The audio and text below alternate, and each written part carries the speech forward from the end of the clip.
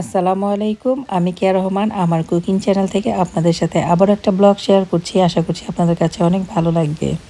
তো আজকে আসলে ঘুরতে ঘুরতে চলে আসছিলাম একটা পার্কে আমার ছোট মেয়েকে নিয়ে। বড় দুই বাচ্চাকে স্কুলে দিয়ে তারপর এখানে চলে আসছি।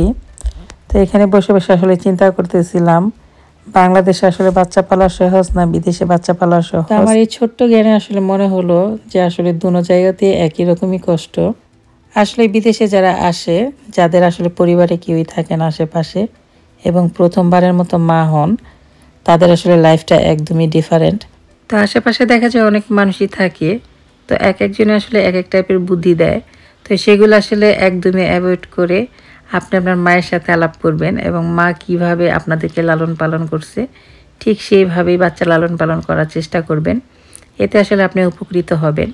আর বিদেশে আসলে বাচ্চা হওয়ার ক্ষেত্রে একটা সুবিধা আছে, সেটা হচ্ছে আপনি বাচ্চা হওয়ার পরে যখন তখন আপনার মাইন্ডটাকে ফ্রেশ করার জন্য বাইরে চলে যেতে পারবেন। এটা আসলে বাংলাদেশে একদমই সম্ভব না। যেহেতু আর কি আমার বড় বাচ্চাটা বাংলাদেশে হয়েছে, তো আমি সেই অভিজ্ঞতার ভিত্তিতে বললাম।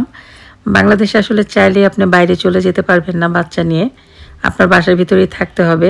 যদিও আসলে আপনি বাসা থেকে বের হন, দেখা যাবে নানানজন নানান কথা বলবে, এতে আসলে আপনার মনটা আরও খারাপ হয়ে যাবে। আর আসলে নতুন মা হওয়ার পরে নিজের শারীরিকভাবে যেহেতু অনেক কিছু পরিবর্তন হয়, আর সেগুলো আসলে নিজেরই মেনে নিতে অনেক কষ্ট হয়। যখন আসলে সেগুলো নিয়ে অন্য কেউ কথা বলে তখন আসলে অনেকটাই খারাপ লাগে। আমার বড় মেয়ে আসলে আমার বাবার বাড়িতে হয়, তো আমি আসলে আমার বাবার বাড়ির কথা বলতে পারবো। তো বাবার বাড়িতে আসলে বাচ্চা হলে দেখা গেছে আপনি অনেক দিকেই রিল্যাক্স থাকবেন, আপনার কোনো রকম টেনশন থাকবে না। আপনার মা দেখবেন আপনাকে সেই ছোটোবেলার মতো আদর করে যত্ন করে টাইম টাইম খাওয়াই দিবে, সাথে সাথে আসলে আপনার বাচ্চাটারও অনেক যত্ন করবে। আর সেখান থেকে আসলে আপনি অনেক কিছু শিখতে পারবেন। যে অভিজ্ঞতাগুলো আসলে আমি আমার মায়ের কাছ থেকে নিয়েছিলাম, তো সেই অভিজ্ঞতা কিন্তু আমার এই যে দুইটা বাচ্চা হয়েছে সেই দুইটা বাচ্চার ক্ষেত্রে অনেকটাই কাজে লাগছে। তো শ্বশুরবাড়ির অভিজ্ঞতা আমার আসলে একদমই নেই, কারণ আমার শ্বশুরবাড়িতে যেহেতু আমার কোনো বাচ্চা হয় নাই, তো সেখানে আসলে কিভাবে লালন পালন করতে হয় সেটা সম্পর্কে আসলে আমি কিছুই বলতে পারবো না। তো আমি আসলে আমার ছোট জ্ঞানে আমার যতটুকু আমি জানি সেইটুকু আপনাদেরকে জানালাম। আসলে যেটা আমার কাছে মনে হয়, বাংলাদেশে যদি আপনার বেবি হয় সেই ক্ষেত্রে আপনার মায়ের বাড়িতে থাকাটাই উত্তম। বাংলাদেশে আসলে বাচ্চা পালার ক্ষেত্রে আমার যেটা সবচেয়ে বেশি সমস্যা মনে হয়েছে সেটা হচ্ছে বাচ্চা কেমন হয়েছে, কার মতো হয়েছে, বাচ্চার গায়ের রং কেমন, বাচ্চা কেন কালো হলো, বাচ্চা কেন ফর্সা হলো, বাচ্চা কেন লম্বা হলো, বাচ্চার হাত এমন কেন, বাচ্চার পা এমন কেন, নানান টাইপের আসলে মন্তব্য করে। বিদেশে আসলে বাচ্চা পালার ক্ষেত্রে আমার এই টাইপের কোনো মন্তব্য আর কি শুনতে হয় নাই, একদমই রিল্যাক্সে বাচ্চা পালতেছি, কেউ আসলে এই টাইপের কোনো মন্তব্য করে না।